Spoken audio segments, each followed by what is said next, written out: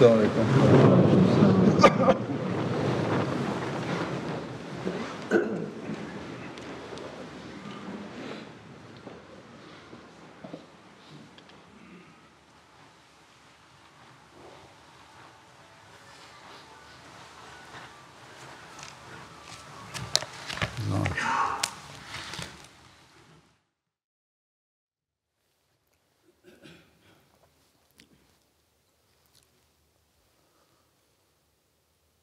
اللہ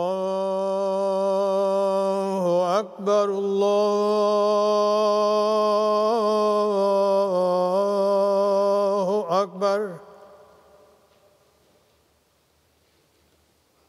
اللہ اکبر اللہ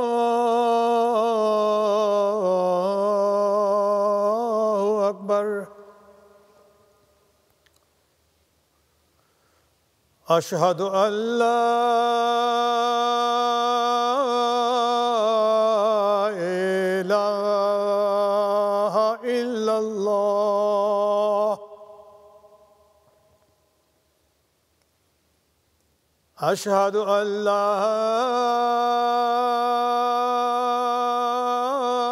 الہ الا اللہ. اشہد ان محمد رسول اللہ.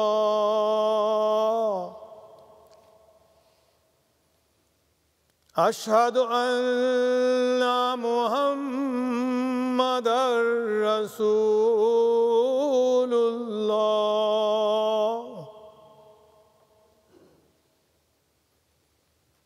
حی علی الصلاۃ.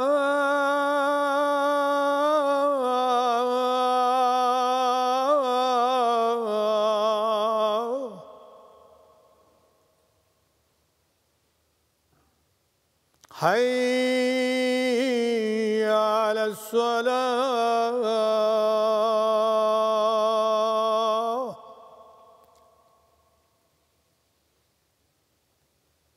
حی علی الفلاح.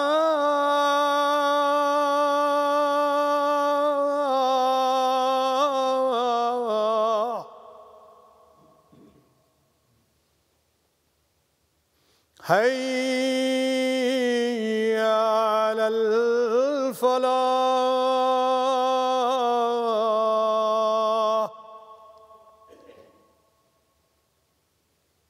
اللہ اکبر اللہ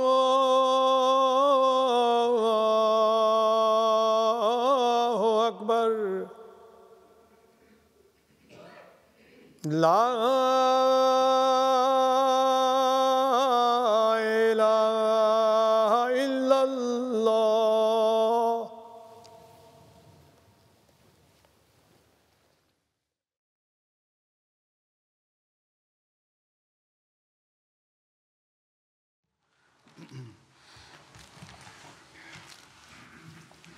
السلام علیکم ورحمۃ اللہ.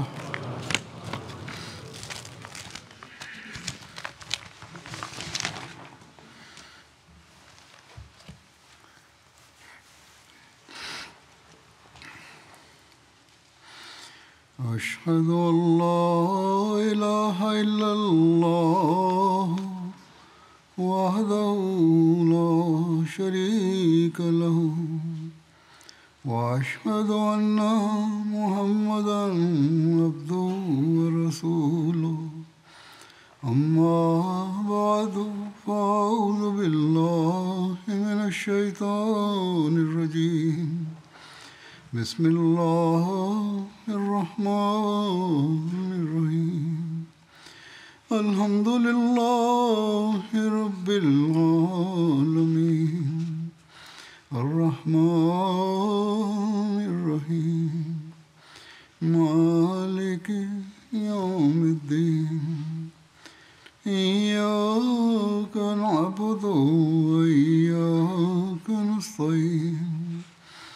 اهدنا الصراط المستقيم صراط الذين أنعمت عليهم غير المغضوب عليهم ولا الضالين.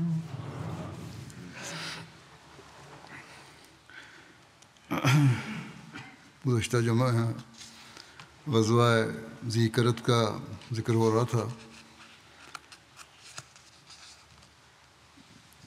جیسا کہ بتایا تھا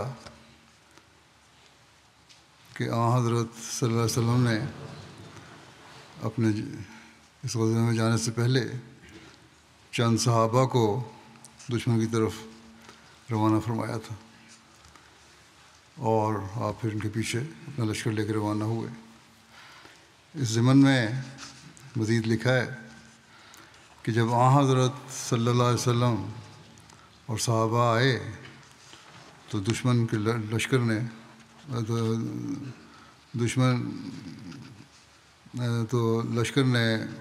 یعنی دشمن کے لشکر نے انہیں دیکھا اور وہ بھاگ گئے. جب مسلمان دشمن کے پڑاؤ کی جگہ پر پہنچے تو حضرت ابو قتادہ کا گھوڑا وہاں موجود تھا جس کی کونچیں کٹی ہوئی تھیں. ایک صحابی نے کہا یا رسول اللہ صلی اللہ علیہ وسلم، ابو قتادہ کے گھوڑے کی تو کونچیں کٹی ہوئی ہیں. حضور صلی اللہ علیہ وسلم اس کے پاس کھڑے ہوئے اور 2 مرتبہ فرمایا تیرا بھلا ہو، جنگ میں تیرے کتنے دشمن ہیں. پھر رسول اللہ صلی اللہ علیہ وسلم اور صحابہ آگے چل دیے یہاں تک کہ اس جگہ پہنچے جہاں حضرت ابو قتادہ اور مسعدہ نے کشتی کی تھی. گزشتہ جمعہ بیان ہوا تھا اس کے بارے میں. تو انہوں نے سمجھا کہ حضرت ابو قتادہ چادر میں لپٹے پڑے ہیں. ایک صحابی نے عرض کی یا رسول اللہ صلی اللہ علیہ وسلم، لگتا ہے کہ ابو قتادہ شہید ہو گئے. آپ صلی اللہ علیہ وسلم نے فرمایا اللہ ابو قتادہ پر رحم کرے، اس ذات کی قسم جس نے مجھے عزت بخشی ہے، ابو قتادہ تو دشمن کے پیچھے ہے اور رجز پڑ رہا ہے. حضرت ابو قتادہ بیان کرتے ہیں کہ انہوں نے یعنی جس حضرت صلی اللہ علیہ وسلم کے قافلے نے لشکر نے جب میرے گھوڑے کو دیکھا کہ اس کی کونچیں کٹی ہوئی ہیں اور مقتول کو میری چادر میں لٹے ہوئے دیکھا تو انہوں نے سمجھا کہ شاید میں شہید ہو گیا ہوں. حضرت ابوبکر رضی اللہ عنہ اور حضرت عمر رضی اللہ عنہ جلدی سے آگے بڑھے اور چادر ہٹائی تو مسعدہ کا چہرہ دیکھا. ان دونوں نے کہا اللہ اکبر، اللہ اور اس کے رسول نے سچ کہا. یا رسول اللہ یہ مسعدہ نہیں یہ مسعدہ ہے. اس پر صحابہ نے بھی تکبیر کہی اور پھر تھوڑی دیر بعد ہی حضرت ابو قتادہ اونٹنیاں ہانکتے ہوئے حضرت صلی اللہ علیہ وسلم کے مقدس میں حاضر ہو گئے. آپ صلی اللہ علیہ وسلم نے فرمایا اے ابو قتادہ تمہارا چہرہ کامیاب ہو گیا. ابو قتادہ گھڑ سواروں کے سردار ہیں. اے ابو قتادہ اللہ تم میں برکت رکھ دے. دوسری روایت میں ہے کہ آپ صلی اللہ علیہ وسلم نے فرمایا تمہاری اولاد اور اولاد کی اولاد میں برکت رکھ دے. پھر آپ صلی اللہ علیہ وسلم نے فرمایا اے ابو قتادہ یہ تمہارے چہرے پر کیا ہوا ہے. حضرت ابو قتادہ کہتے ہیں کہ میں نے کہا کہ میرے ماں باپ آپ پر قربان ہوں، مجھے ایک تیر لگا تھا. اس ذات کی قسم جس نے آپ کو عزت بخشی، میرا خیال تھا کہ میں نے تیر نکال دیا تھا. آپ نے فرمایا ابو قتادہ میرے قریب آؤ. میں آپ صلی اللہ علیہ وسلم کے قریب ہوا. آپ نے نرمی سے تیر نکال دیا اور اپنا لعاب دہن لگایا اور اپنا ہاتھ اس پر رکھا.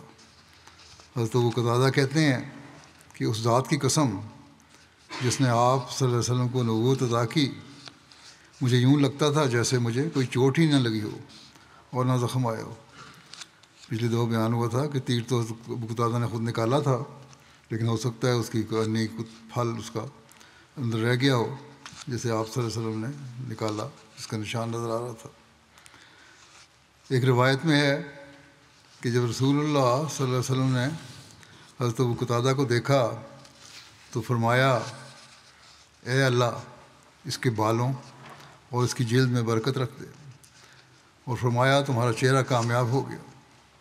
وہ کہتے ہیں میں نے عرض کیا یا رسول اللہ آپ کا چہرہ کامیاب ہو گیا۔ پھر جب 70 سال کی عمر میں حضرت ابو قتادہ کی وفات ہوئی تب بھی کہتے ہیں کہ ان کے چہرے سے وہ آپ چہرے سے 15 سال کے لگتے تھے، یعنی جوان چہرہ لگتا تھا۔ اس غزوے میں حضرت سلمہ کا دشمن سے ذو قرد میں مقابلے کا ذکر یوں ملتا ہے۔ حضرت سلمہ کہتے ہیں کہ میں دشمن کے پیچھے دوڑتا جا رہا تھا یہاں تک کہ مجھے اس ذات کی قسم جس نے حضور صلی اللہ علیہ وسلم کو عزت دی، مجھے آپ اپنے پیچھے صحابہ نظر نہیں آ رہے تھے اور نہ ہی مجھے ان کا گرد و غبار نظر آ رہا تھا۔ دشمن غروب آفتاب سے پہلے ایک گھاٹی میں پہنچ گیا جہاں ذو قرد نام کا ایک چشمہ تھا۔ انہوں نے وہاں سے پانی پینا چاہا تو انہوں نے مجھے دیکھا کہ میں ان کے پیچھے ہی ہوں تو وہ اس سے ہٹ گئے۔ سورج غروب ہو چکا تھا۔ میں نے ایک شخص کو دیکھا تو اسے تیر مارا، میں نے صبح بھی اسے تیر مارا تھا، اب دوسرا تیر اسے مارا اور دونوں تیر اسے لگے۔ وہ 2 گھوڑے چھوڑ کر بھاگ کھڑے ہوئے تو میں نے ان دونوں کو پکڑا اور ان کو لے کے پھر اتنی دیر میں حضرت صلی اللہ علیہ وسلم آ گئے تھے۔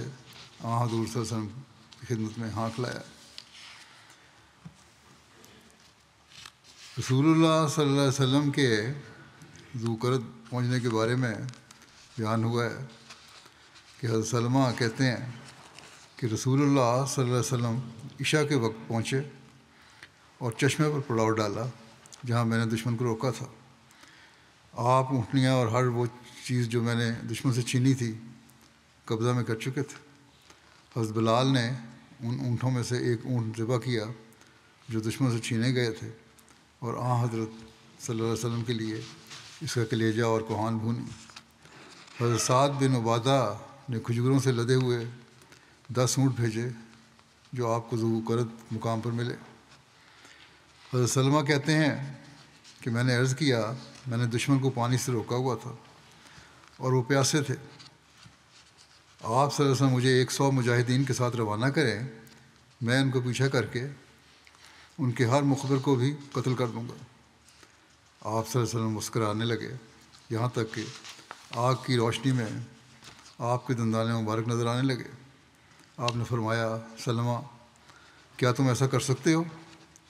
میں نے کہا آپ کو عزت دینے والے کی قسم جی ہاں۔ آپ صلی اللہ علیہ وسلم نے فرمایا ملکتا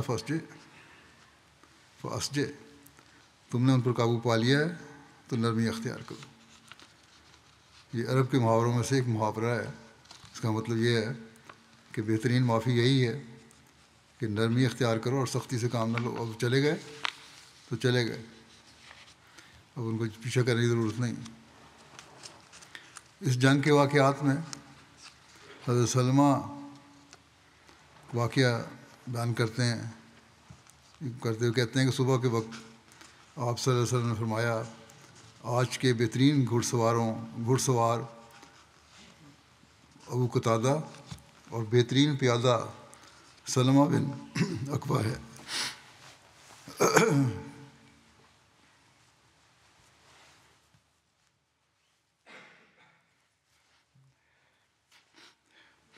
حضرت سلمہ کہتے ہیں کہ آپ نے مجھے سوار اور پیادہ دونوں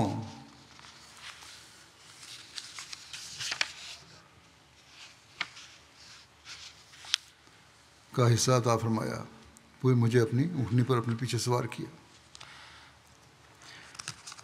اس سفر میں حضرت سلمہ کی ایک اور واقعہ روایت کا بھی ذکر ہے، ایک واقعہ کا ذکر ہے، روایت ملتی ہے۔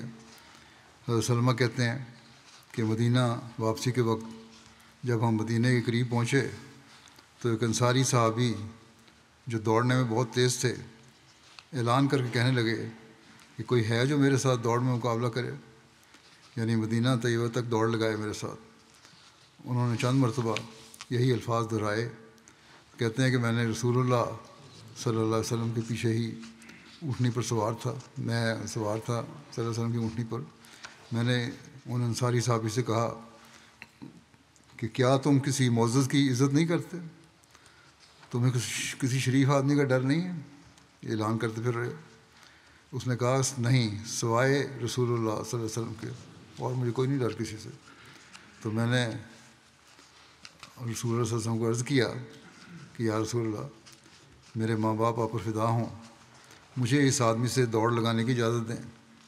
آپ نے فرمایا ٹھیک ہے، اگر تم چاہتے ہو تو لگاؤ۔ میں نے اس شخص سے کہا کہ چلو۔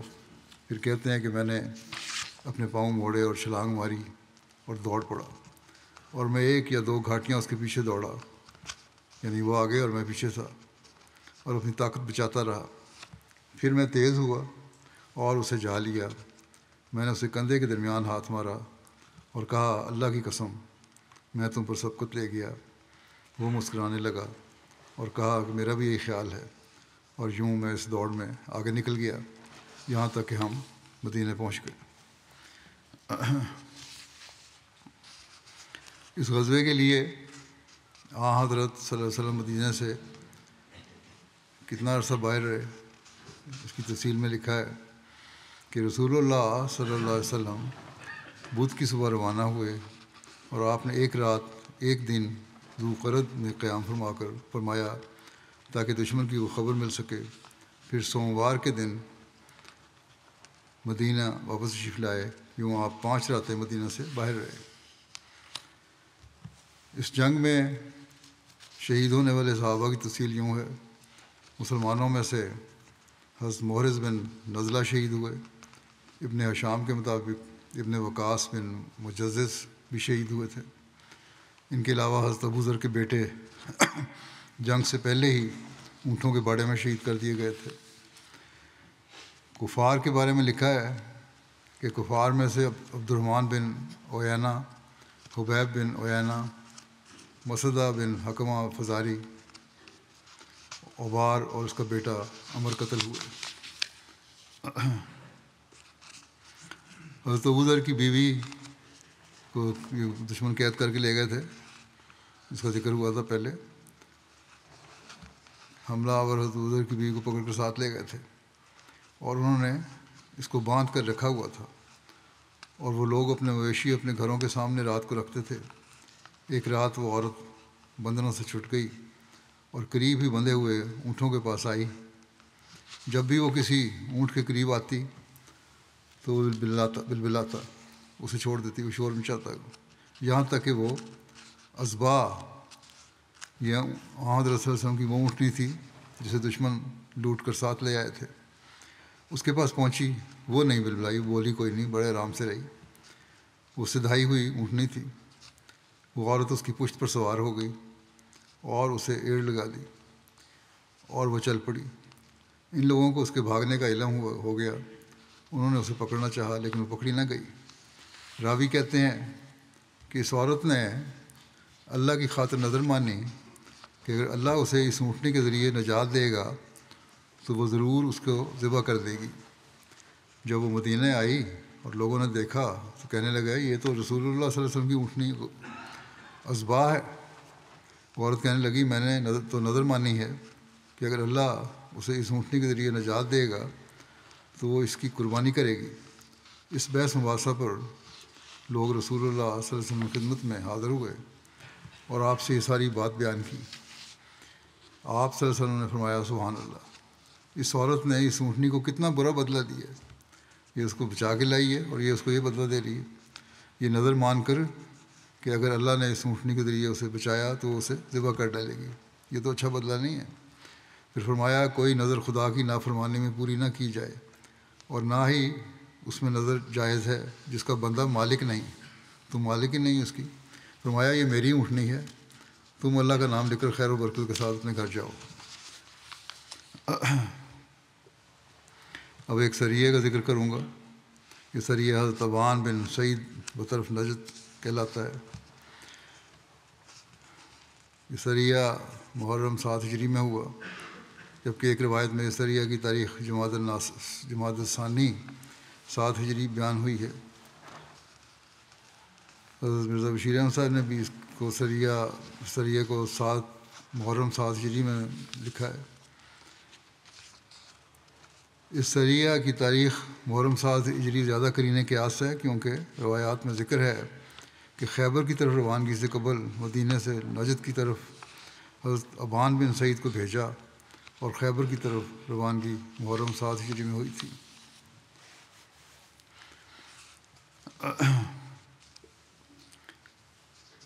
حضرت ابان کے جو تعارف جو ہے وہ یہ ہے کہ حضرت ابان کے والد اکابر قریش میں سے تھے۔ ان کے بھائی عمر اور خالد پہلے مسلمان ہو گئے تھے اور حبشہ ہجرت کرنے والوں میں شامل تھے۔ ابان جنگ بدر میں مشرکین کی طرف سے شامل ہوئے تھے۔ انہوں نے صلح حدیبیہ کے دوران حضرت عثمان کو پناہ دی تھی۔ عمر اور خالد حبشہ سے واپس آئے تو انہوں نے ابان کو پیغام بھیجا، یہاں تک کہ تینوں اکٹھے خیبر کے ایام میں رسول اللہ صلی اللہ علیہ وسلم کی خدمت میں حاضر ہوئے اور ابان نے اسلام قبول کیا۔ ایک روایت میں ہے کہ حضرت ابان بن سعید نے صلح حدیبیہ اور غزوہ خیبر کے درمیانی عرصے میں اسلام قبول کیا۔ رسول اللہ صلی اللہ علیہ وسلم کی وفات کے وقت ابان بحرین پر عامل تھے۔ اس کے بعد وہ حضرت ابوبکر کے پاس آئے اور شام چلے گئے۔ آپ 13 ہجری میں شہید ہوئے۔ ایک روایت کے مطابق 27 ہجری کو حضرت عثمان کی خلافت میں وفات پائی۔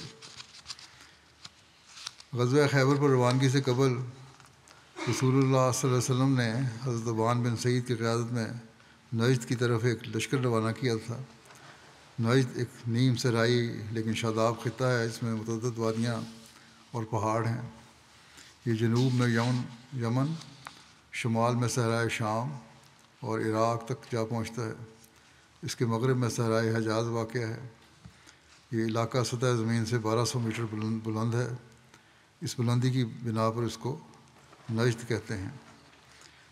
اس لشکر کا مقصد رسول اللہ صلی اللہ علیہ وسلم کی عدم موجودگی میں مدینہ کو دشمن قبائل سے محفوظ رکھنا تھا۔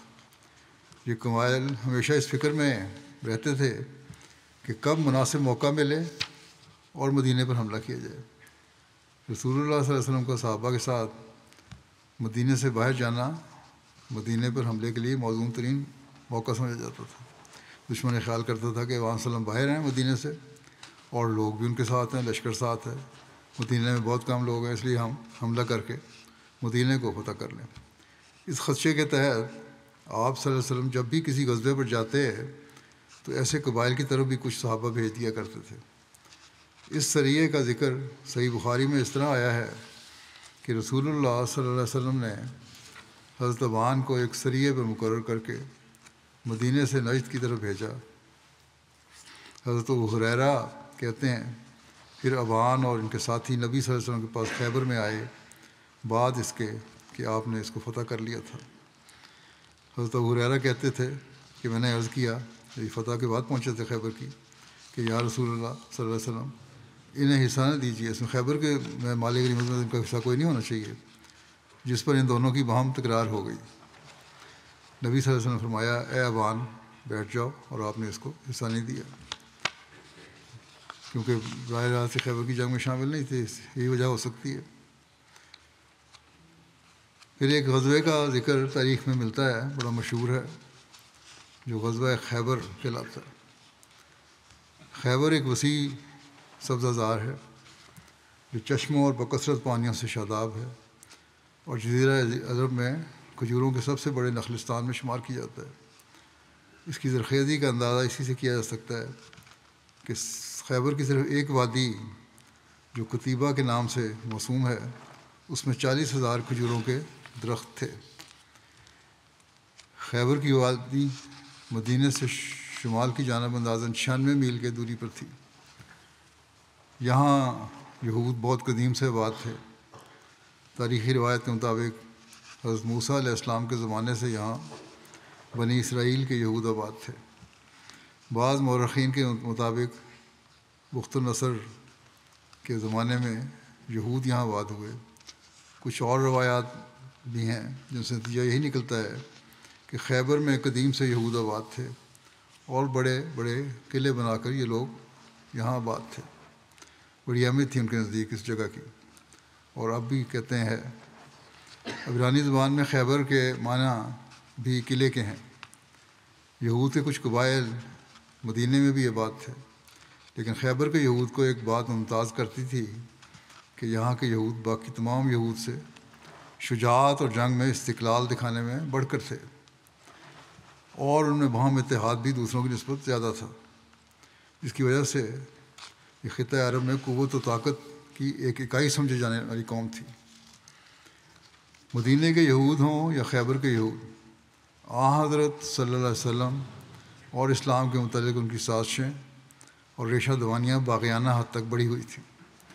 بغض و عداوت نے بڑھتی ہی چلی جانے والی اس قوم نے اسلام اور نبی اکرم صلی اللہ علیہ وسلم کی ذات مبارک کو بھی ختم کرنے میں اپنی تمام تر قوتوں کو بروئے کار لانے میں کوئی کمی نہیں کی، جبکہ اس کے برعکس حضرت صلی اللہ علیہ وسلم نے مدینہ کے یہود کے ساتھ ہمیشہ نرمی کا برتاؤ کیا، ان کے ساتھ صلح کے معاہدے کیے، اور جب کبھی بھی معاہدے کو توڑ دیتے یا خلاف ورزی کرتے تو آپ صلی اللہ علیہ وسلم کی پہلی کوشش درگزر اور عفو کی ہوتی تھی، یہاں تک کہ ان لوگوں نے نبی اکرم صلی اللہ علیہ وسلم کو قتل کرنے کی متعدد مرتبہ کوشش کی۔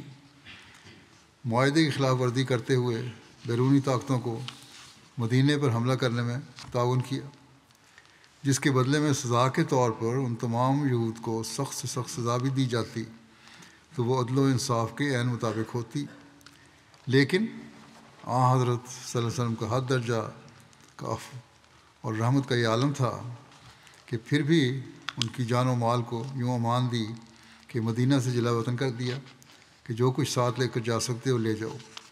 نبی اکرم صلی اللہ علیہ وسلم کا مقصد نعوذ باللہ جبر و اکراہ ہوتا تو مدینہ کے یہود کی بار بار ایس شکنی پر ان کو کبھی معاف نہ فرماتے۔ نبی اکرم صلی اللہ علیہ وسلم کا مقصد اگر خون بہانا ہوتا تو بنو قینقاع اور بنو نذیر کو کبھی جان کی امان دے کر بحفاظت مدینہ سے نہ جانے دیتے۔ نبی اکرم صلی اللہ علیہ وسلم کا مقصد اگر مال و دولت کا حصول ہوتا تو بنو نذیر جو کہ جزیرہ عرب میں سب سے بڑا سرمایہ دار گروہ خیال کیا جاتا تھا، کبھی سونے چاندی کو مشکوں اور بڑے بڑے تھیلوں میں بھر کر اہلیان مدینہ کے سامنے ان کو دکھا کر نہ لے جا سکتا، اور جو اس میں احسان اور عفو و درگزر کا سلوک حضرت صلی اللہ علیہ وسلم نے ان یہود مدینہ کے ساتھ کیا تھا، ہونا تو یہ چاہیے تھا کہ خیبر میں آباد ہو جانے کے بعد یہ لوگ اسلام اور بانی اسلام کے حق میں صلح جوئی اور امن و سلامتی کے ماحول میں رہتے۔ مدینہ سے جلا وطنی کے بعد مدینہ کے یہود کی ایک تعداد خیبر میں جا کر آباد ہو گئی تھی، لیکن خیبر جو کہ پہلے ہی ایک بہت بڑی حربی طاقت تھی، اپنے مسلمانوں کے خلاف خطرناک منصوبہ سازیوں کا مرکز بن گئی۔ یہ خیبر کے یہود ہی تھے کہ ایک بڑا وفد لے کر، جس میں خیبر کے بڑے بڑے یہودی سردار تھے، مشرکین مکہ ملنے مکہ پہنچے اور حضرت صلی اللہ علیہ وسلم کی ذات مبارک اور اسلام کو ختم کرنے کا ایک منصوبہ تیار کیا، اور ان کو رضامند کرنے کے بعد ارد گرد کے متفرق قبائل میں ان کا وفد گیا، اور ایک قبیلے کو تیار کر کے 15,000 کا اس وقت کی تاریخ کا ایک بہت بڑا لشکر تیار کر کے مدینہ پر چڑھائی کر دی، جو تاریخ اسلام میں غزوہ احزاب یا جنگ خندق کے نام سے مشہور ہے۔ اس کا پہلے ذکر ہو چکا ہے، اور اس میں کوئی شک نہیں کہ اگر اسلام کے ساتھ اللہ تعالیٰ کی خاص تائید و نصرت نہ ہوتی تو مسلمانوں کے ساتھ شاید مدینہ کا بھی نام و نشان مٹ چکا ہوتا، اور اس میں کوئی شبہ نہیں کہ اس خطرناک منصوبے کے سرغنہ خیبر کے یہود ہی تھے، جو اب ہر وقت مسلمانوں کو ختم کرنے میں مصروف تھے۔ مدینہ میں موجود بنو قریظہ کو ان کی شکنی کی پہلی مرتبہ سخت سزا بھی یہود خیبر کو اپنے رویوں میں تبدیلی پیدا کرنے کا باعث نہ بن سکی۔ اس لیے اب بہت ضروری تھا کہ اس عہد شکنی اور سازشی کردار ادا کرنے والی قوم کے خلاف براہ راست کوئی قدم اٹھایا جائے تاکہ خطے کا امن بحال ہو سکے، اور ہر کوئی اپنی اپنی جگہ امن و سکون سے بے خوف و خطر اپنے اپنے مذہب و مسلک پر اس طرح عمل پیرا ہو سکے کہ یکون الدین للہ، یکون الدین للہ، کہ دین صرف اللہ کے لیے ہو جائے، دین میں کسی قسم کا کوئی جبر نہ ہو، کیونکہ یہ اللہ اور اس کے بندے کا معاملہ ہے۔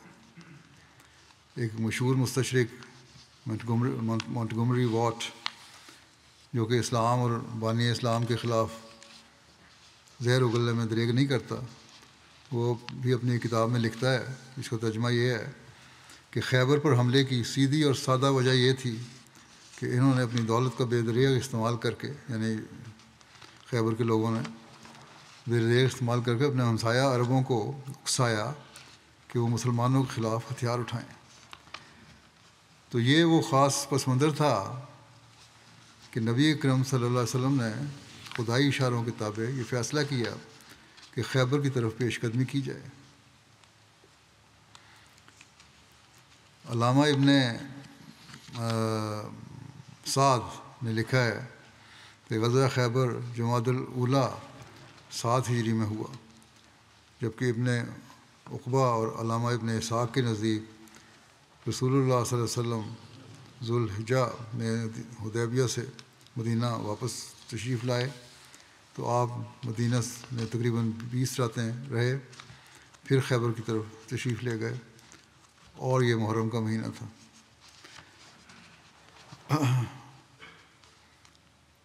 خود مرزا بشیر احمد صاحب نے بھی جو سیرت خاتم النبیین میں جو نوٹس لکھے ہیں بقیہ نامین کے، اس میں آپ نے اس غزوہ خیبر کو ماہ محرم اور صفر 7 ہجری کا غزوہ قرار دیا ہے۔ حضرت مسلم موعود رضی اللہ بیان کرتے ہیں کہ رسول اللہ صلی اللہ علیہ وسلم حدیبیہ سے واپس آنے کے قریباً 5 ماہ بعد رسول اللہ صلی اللہ علیہ وسلم نے حدیبیہ سے واپس آنے کے قریباً 5 ماہ بعد یہ فیصلہ کیا کہ یہودی خیبر سے، جو مدینہ سے صرف چند منزل کے فاصلے پر تھا اور جہاں سے مدینہ کے خلاف آسانی سے سازش کی جا سکتی تھی، نکال دیے جائیں۔ چنانچہ آپ نے 1600 اصحاب کے ساتھ اگست 628 عیسوی میں خیبر کی طرف کوچ فرمایا۔ بعض مورخین صلح حدیبیہ سے 5 ماہ بعد کی تاریخ بیان کرتے ہیں، اور حضرت مسلم موعود نے بھی دباچہ تفسیر القرآن میں یہی بیان فرمایا ہے۔ البتہ مورخین اور محدثین کی اکثریت صلح حدیبیہ کے تھوڑے ہی دنوں بعد محرم کے مہینے میں اس کو بیان کرتی ہے، اور حضرت مرزا بشیر احمد صاحب نے بھی اس کے بارے میں یہی لکھا ہے، واللہ اعلم۔ بنیادی طور پر صلح حدیبیہ ایک بہت بڑی فتح تھی۔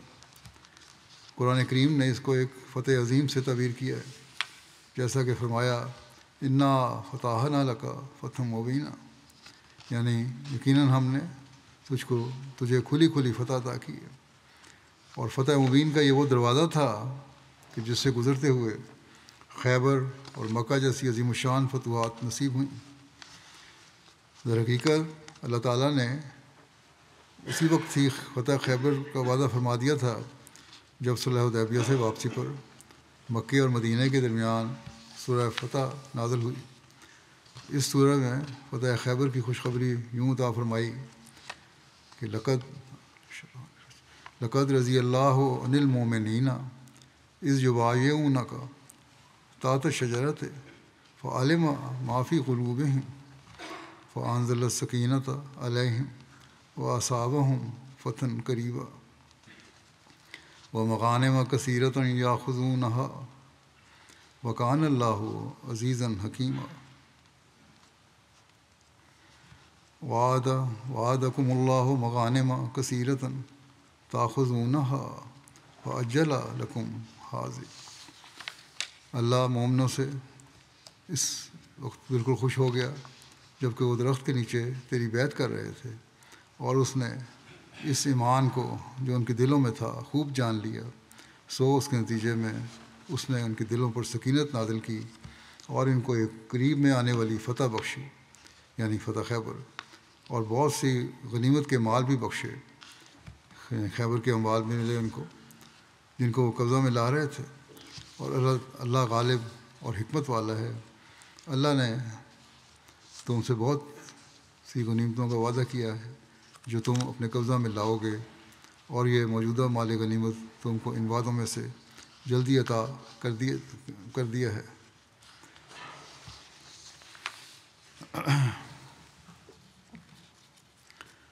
لشکر کی تیاری اور مدینے پر نائب مقرر کرنے کی تفصیل میں بیان ہوئی ہے۔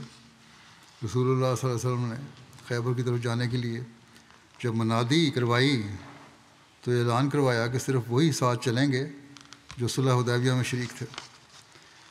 ایک روایت کے مطابق حضرت صلی اللہ علیہ وسلم نے فرمایا، جو مال غنیمت کی غرض سے نکل رہے ہیں وہ میرے ساتھ نہ نکلیں، صرف وہ لوگ میرے ساتھ روانہ ہوں جو صرف جہاد میں رغبت رکھتے ہیں۔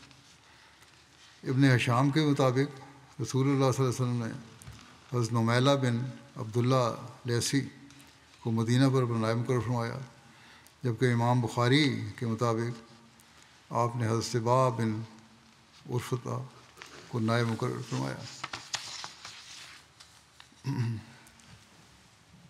علامہ ابن اسحاق اور ابن سعد نے بیان کیا ہے کہ سب سے پہلی مرتبہ غزوہ خیبر میں پرچم کا ذکر ملتا ہے، اس سے پہلے صرف چھوٹے جھنڈے ہوتے تھے۔ رسول اللہ صلی اللہ علیہ وسلم نے حضرت ابوبکر اور حضرت عمر، حضرت حباب بن منذر اور حضرت سعد بن عبادہ کو پرچم عطا فرمائے۔ رسول اللہ صلی اللہ علیہ وسلم کا پرچم سیاہ رنگ کا تھا جو حضرت عائشہ کی چادر سے بنایا گیا تھا، اس کا نام عقاب تھا، اور یہی پرچم حضرت حباب بن منذر کے پاس تھا۔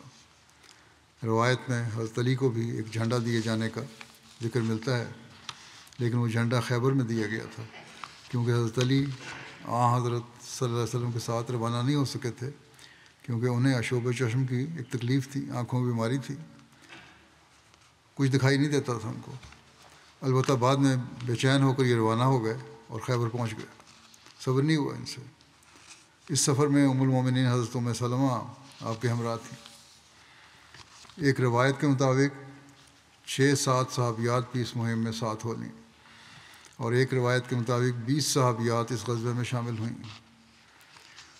حضرت ام سنان اسلمیہ بیان کرتی ہیں کہ رسول اللہ صلی اللہ علیہ وسلم نے جب غزوہ خیبر کا ارادہ فرمایا تو میں آپ کی خدمت میں حاضر ہوئی اور عرض کیا، یا رسول اللہ صلی اللہ علیہ وسلم، آپ اجازت دیں تو میں بھی ساتھ چلوں۔ میں مشکیزوں کی سلائی کروں گی، لشکر کے سامان کی حفاظت کروں گی، کوئی بیمار ہوا یا زخمی ہوا تو اس کا علاج کروں گی۔ وہ کہتی ہیں کہ نبی اکرم صلی اللہ علیہ وسلم نے مجھے اجازت دے دی، اور اسی طرح بنو غفار کی کچھ عورتیں حضرت صلی اللہ علیہ وسلم کی خدمت میں حاضر ہوئیں اور عرض کیا، یا رسول اللہ، ہم بھی جنگ میں شرکت کرنا چاہتی ہیں، ہم زخمیوں کی دیکھ بھال کریں گی اور مجاہدین کی مدد کریں گی، جس قدر ہمیں استطاعت ہوئی۔ آپ صلی اللہ علیہ وسلم نے ان کی اجازت دی، ان کو بھی اجازت دی اور ان کے لیے برکت کی دعا کی۔ جب رسول اللہ صلی اللہ علیہ وسلم رسول اللہ صلی اللہ علیہ وسلم اور صحابہ کرام کی تیاری کا علم مدینے کے یہود کو ہوا تو ان پر یہ عمل بہت گراں گزرا، اور انہوں نے سمجھ لیا کہ اگر آپ خیبر میں داخل ہو گئے تو خیبر ہلاک ہو جائے گا، جیسا کہ بنو قینقاع اور بنو نذیر اور بنو قریظہ ہلاک ہوئے تھے۔ مدینہ کے یہود صاحب ثروت تھے اور مدینہ کے مسلمان مالی کمزوری کی وجہ سے ان سے قرض لیا کرتے تھے۔ اب اس وقت خیبر کے یہود کے مفاد کی خاطر مدینہ کے یہود نے مسلمانوں کو تنگ کرنے اور جنگ سے روکنے کے لیے فوری طور پر اپنے قرض کا مطالبہ کرنا شروع کر دیا۔ ایک صحابی کا واقعہ ملتا ہے کہ حضرت ابن ابی حضرت سے روایت ہے کہ انہوں نے ابو شام یہودی کے 5 درہم اور ایک روایت میں ہے کہ 4 درہم دینے تھے۔ یہودی نے مطالبہ کیا کہ ابن ابی حضرت سے ان سے کہا کہ اس نے مطالبہ کیا، ابن ابی حضرت نے اس سے کہا کہ مجھے مہلت دے دو، میں خیبر سے واپس آ کر انشاءاللہ تمہارا حق ادا کر دوں گا، کیونکہ اللہ تعالیٰ نے اپنے نبی صلی اللہ علیہ وسلم سے وعدہ فرمایا ہے کہ خیبر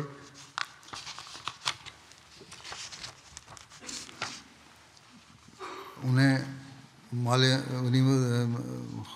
غنیمت میں عطا کرے گا، خیبر انہیں غنیمت عطا کرے گا۔ ابو شہم یہودی نے بطور حسد و عناد کہا کہ کیا تم یہ سمجھتے ہو کہ خیبر والوں سے لڑنا ایسا ہی ہے جیسا کہ عام بدوؤں سے لڑنا ہے؟ تورات کی قسم وہاں 10,000 جنگجو ہیں، ان دونوں نے رسول اللہ صلی اللہ علیہ وسلم کی خدمت میں اپنا معاملہ پیش کیا۔ اس وقت جنگی ہنگامی حالات تھے۔ یہ یہودی تعصب کے حد تک یہود خیبر کی تائید اور ہمدردی کا اظہار کر رہا تھا اور مسلمان فوجی کا مذاق بھی اڑا رہا تھا۔ نبی اکرم صلی اللہ علیہ وسلم ریاست کے سربراہ تھے۔ اس یہودی کو کوئی سزا بھی مل سکتی تھی، لیکن کمال ضبط اور حوصلے اور عدل و انصاف اور رواداری کا یہ اسوہ دیکھنے کو ملا کہ حضرت صلی اللہ علیہ وسلم نے فرمایا، اس یہودی کا حق ادا کر دو۔ ابن ابی حضرت نے کہا، قسم ہے اس ذات کی جس نے آپ کو حق کے ساتھ مبعوث کیا ہے کہ میں اس وقت اس کا حق ادا کرنے پر قادر نہیں ہوں۔ آپ نے فرمایا، جیسے بھی ہو اس کا حق دے دو۔ ابن ابی حضرت بیان کرتے ہیں کہ میں اپنے سر کا امامہ اتار کر بطور تہہ بند باندھا اور تہہ بند کی چادر کو بازار میں فروخت کر کے اس کا حق ادا کر دیا، اور میں نے دوسرا کپڑا پہن لیا۔ یہ دوسرا کپڑا ایک چادر تھی جو سلمہ بن اسلم کی، یا ایک روایت کے مطابق بوڑھی صحابیہ نے ان کو دیا تھا۔ جب اس کو اس سارے واقعے کی تفصیل کا علم ہوا، اس نے تحفہ دے دیا۔ اللہ تعالیٰ کی تقدیر کہ خیبر میں اس صحابی کو مال غنیمت ملا، اور اس میں ایک عورت بھی ملی جو اسی ابو شام یہودی کی رشتہ دار تھی، اور پھر اس نے وہ عورت اسی یہودی کے پاس فروخت کر دی۔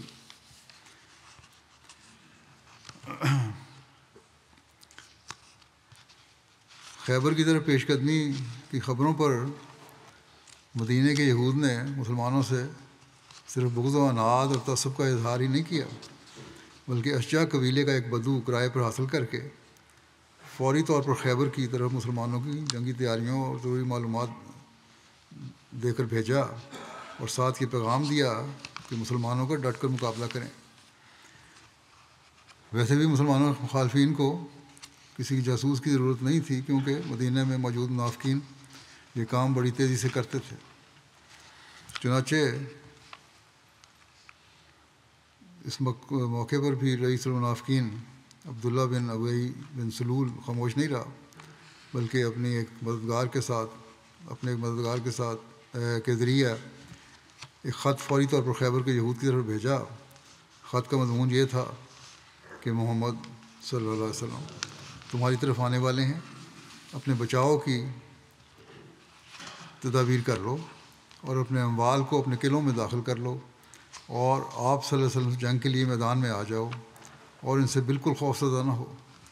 تمہاری تعداد بہت ہے اور محمد صلی اللہ علیہ وسلم کی قوم بہت تھوڑی ہے، اور ان کے پاس صرف تھوڑے سے ہتھیار ہیں۔ اس بارے میں جب ان کو پتہ لگا، یہودیوں کو، ان کے رہنماؤں کی میٹنگ ہوئی، اور اس میں میٹنگ میں اختلاف کا ذکر ملتا ہے۔ ذکر یوں ہے کہ خیبر کے یہود کو جب مسلمانوں کے لشکر کی آمد کا علم ہوا تو انہوں نے ایک میٹنگ کی جس میں اسلامی فوج کا مقابلہ کرنے کے لیے مشاورت ہوئی۔ اس بحث میں یہود کے رہنماؤں کی طرف سے مختلف قسم کی تجاویز پیش ہوئیں۔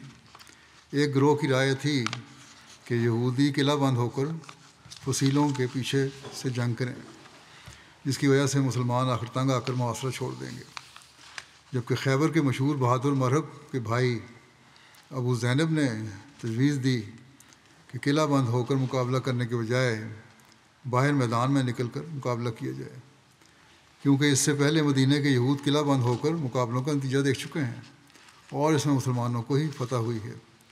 لیکن پہلے گروہ نے اس تجویز کو یہ کہہ کر رد کر دیا کہ ہمارے قلعے ان کے قلعوں سے کہیں زیادہ مضبوط ہیں۔ ایک تیسری تجویز اس سے بھی زیادہ متکبرانہ تھی، جو یہود کی نسبت بہت جرأت مندانہ تھی، اور وہ خیبر کی فوجوں کے سپہ سالار سلام بن مشکم کی طرف سے تھی۔ اس کا کہنا تھا کہ ہم خود مدینے پر حملہ کر دیں اور اپنے سارے ساتھیوں کے ساتھ مل کر مسلمانوں کا خاتمہ کر دیں۔ اکثریت نے اس رائے سے اتفاق کیا، لیکن خیبر کے رئیس اعظم کنانہ بن ابی الحقیق نے اس کی مخالفت کی اور کہا کہ ہمارے قلعے یثرب کے قلعوں کی طرح نہیں ہیں، اور فخر و غرور کا یہ عالم تھا۔ کہنے لگا کہ محمد صلی اللہ علیہ وسلم کبھی بھی ہماری طرف آنے کی جرات نہیں کریں گے۔ البتہ سب رہنماؤں کا اس بات پر اتفاق ہوا کہ ایک وفد تیار کر کے ارد گرد کے جنگجو بہادر قبائل کی طرف بھیجا جائے تاکہ ان سے فوجی مدد کی درخواست کی جائے۔ چنانچہ 14 افراد پر مشتمل ایک وفد تیار ہو کر ہوا، جس کی قیادت بعض روایات کے مطابق خیبر کا رئیس اعظم کنانہ خود کر رہا تھا۔ یہ وفد قبیلہ بنو اسد، غطفان اور دیگر قبائل کی طرف گیا اور خیبر کی 1 سال کی پیداوار کا نصف دینے کی پیشکش پر فوجی امداد کی درخواست کی۔ قبیلہ بنو مرہ نے تو دور اندیشی سے کام لیتے ہوئے اس طرح کی مدد کرنے سے انکار کر دیا۔ البتہ بنو اسد اور بنو غطفان جیسے جنگجو قبائل نے 1000 مسلح فوجیوں پر مشتمل لشکر تو فوری روانہ کر دیا اور 4000 کے لشکر کی مزید امداد کا وعدہ کرتے ہوئے اس کی تیاری بھی شروع کر دی۔ بہرحال یہ مزید اس کی تفصیل ہے جو انشاءاللہ آئندہ بیان کر دوں گا۔ اس وقت میں کچھ مرحومین کا ذکر کرنا چاہتا ہوں۔ پہلا ذکر ہے مکرم محمد اشرف صاحب ابن مکرم محمد بخش صاحب منڈی بہاؤدین کا، جو گزشتہ دنوں بقضاء الہی وفات پا گئے۔ انا للہ و انا الیہ راجعون۔ ان کے 3 بیٹیاں اور 6 بیٹے ہیں۔ ان کے ایک بیٹے کاشف جاوید صاحب آج کل سینیگال میں ہیں اور قائم مقام مشری انچارج ہیں، امیر جماعت بھی ہیں، اور اس وجہ سے اپنے والد کے جنازے پہ شامل بھی نہیں ہو سکے سینیگال سے۔ ان کے یہی بیٹے ابھی جو ہیں لکھتے ہیں کہ خاکسار کے والد انتہائی سادہ لو، نیک طبع، خدا ترس وجود تھے۔ احمدی اور خلافت سے انتہائی محبت کرنے والے تھے۔ اپنے خاندان میں اکیلے احمدی تھے اور اکثر یہی کہا کرتے تھے کہ ہم نے جو کچھ پایا وہ احمدی کی وجہ سے پایا۔ اپنی اولاد کو بھی یہی نصیحت کرتے تھے کہ ہمیشہ احمدیت اور خلافت سے تعلق جوڑے رکھنا۔ کہتے ہیں کہ ان کے دادا محمد اعظم صاحب نے 1968 کے قریب بیعت کی تھی سرگودے میں، ایک گاؤں ہے بھاوڑا، وہاں سے، اور اس وقت کہتے ہیں میرے والد بھی احمدی ہو گئے تھے، مربی صاحب کہتے ہیں۔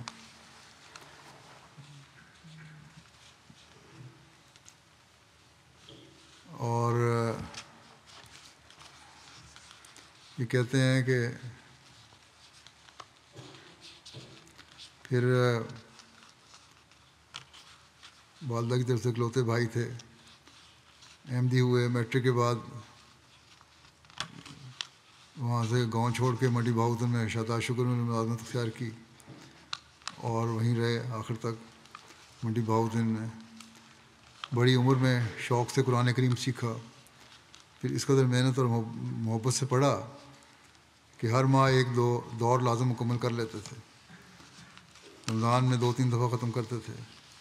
غرباء کی خاص طور پر مدد کرتے تھے، جو بھی ان کے پاس آتا اس کو خالی ہاتھ نہ رکھتے ہیں۔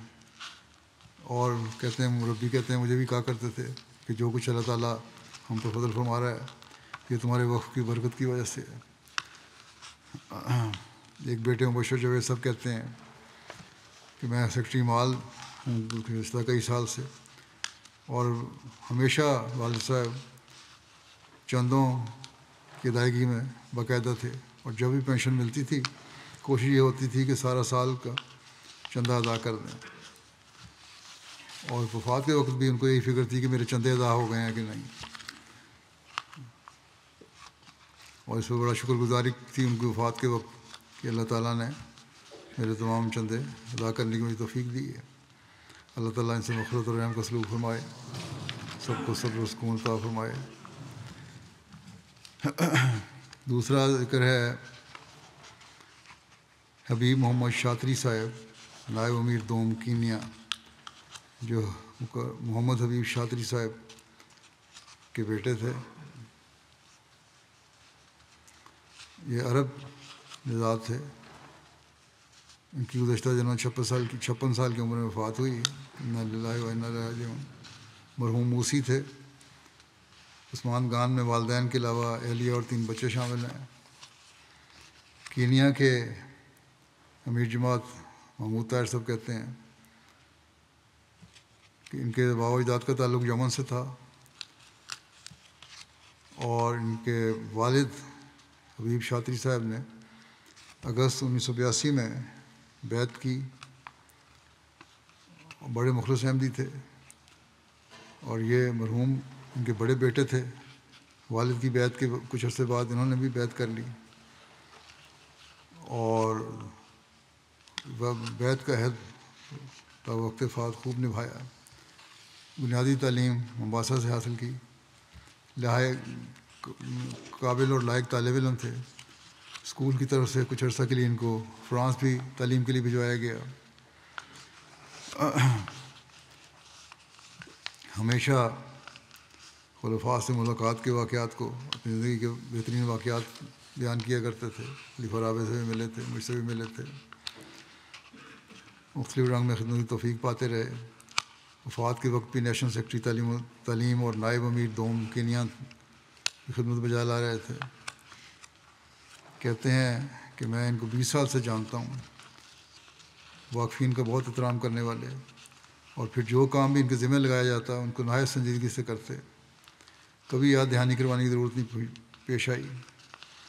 نمازوں کے پابند, شاعر اللہ اور حدود اللہ کی باریکی سے خیال رکھنے والے, چندہ جات میں باقاعدہ, عمدہ اخلاق کے مالک, غریبوں کی خبرگیری کرنے والے, والدین کی اطاعت اور حقوق ادا کرنے والے, چھوٹے بہن بھائیوں کا بھی حق ادا کرنے والے, صاحب الرائے, نیک, مخلص اور باوفا انسان تھے.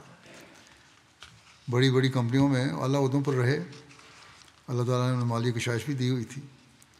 دنیاوی لحاظ سے اچھے کاروباری, سیاسی اور سرکاری اور مذہبی لوگوں سے وابستہ رہتا تھا, مگر کبھی اپنے احمدیت کو نہیں چھپایا بلکہ اظہار کر کے تبلیغ بھی کر دیا کرتے تھے. یہی وجہ تھی کہ آپ کے جنازے پر کثرت سے مومباسا کی اعلیٰ سرکاری, کاروباری, سیاسی اور سماجی شخصیات شامل ہوئیں. اللہ تعالیٰ مرحوم سے مغفرت و رحم کا سلوک فرمائے اور ان کے سب لوائقین کو صبر و حوصلہ عطا فرمائے.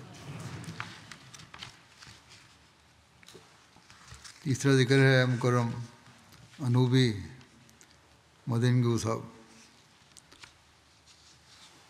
صدر جماعت ہے یہ زمبابوے کی ایک جماعت کے. ان کی گزشتہ دنوں وفات ہوئی ہے. انا للہ و انا الیہ راجعون. ان کے بیٹے یوسف انوبی صاحب زمبابوے کے صدر جماعت ہیں. لکھتے ہیں کہ یہ آغاز میں یہ تو پہلے سنی مسلمان تھے اور جماعت کی مخالفت شروع میں کیا کرتے تھے, لیکن اسلام کی محبت ان کے دل میں تھی. پہلے ملاوی میں تھے یہ, وہاں جب رہتے تھے تو کافی مخالفت تھی. پھر زمبابوے شفٹ ہو گئے. یہاں آ کے ان کو اسلام کی محبت کی وجہ سے انہوں نے اپنے ارد گرد کے لوگوں کو اکٹھا کیا اور باجماعت جس علاقے میں تھے وہاں باجماعت نماز کا انتظام کیا اور دل میں ایک تڑپ تھی ان کی کہ میں حقیقی مسلمان بنوں. بہرحال بعد میں پھر جماعت سے ان کا رابطہ ہوا. ہمارے مربی صاحب ہیں سمیع اللہ صاحب, ان سے تفصیلی بحث و مباحثہ ہوتا رہا اور پھر آخر انہوں نے احمدیت قبول کر لی. اور اس علاقے میں, اپنے علاقے میں پہلے احمدی تھے.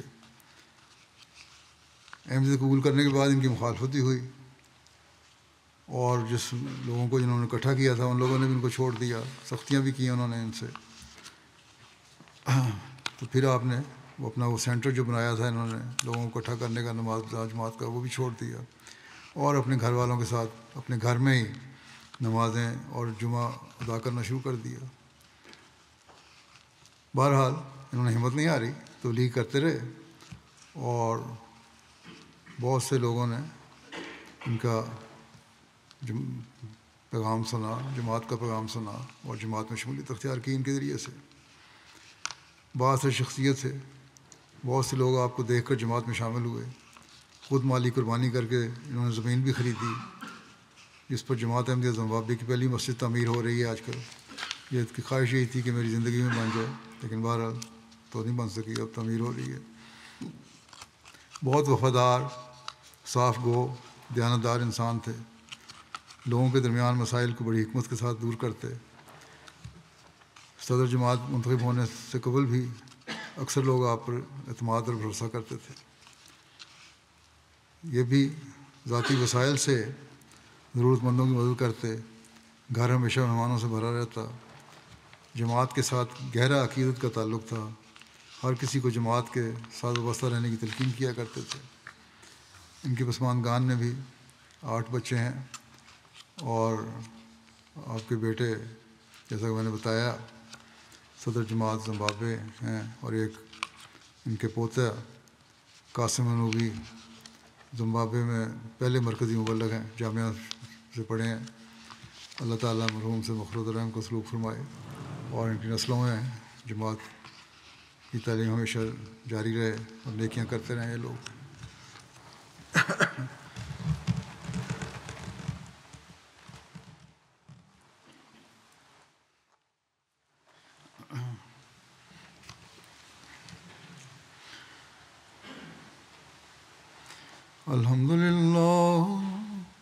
الحمد لله نحمده ونستعينه ونستغفره ونؤمن به ونتوكل عليه ونعوذ بالله من شرور أنفسنا ومن سيئات أعمالنا من يهده الله فلا مضل له ومن يضلل فلا هادي له ونشهد أن لا إله إلا الله ونشهد أن محمدا عبده ورسوله عباد الله رحمكم الله إن الله يأمر بالعدل والإحسان وإيتاء ذي القربى وينهى عن الفحشاء والمنكر والبغي يعظكم لعلكم تذكرون اذكروا الله يذكركم وادعوه يستجب لكم ولذكر الله أكبر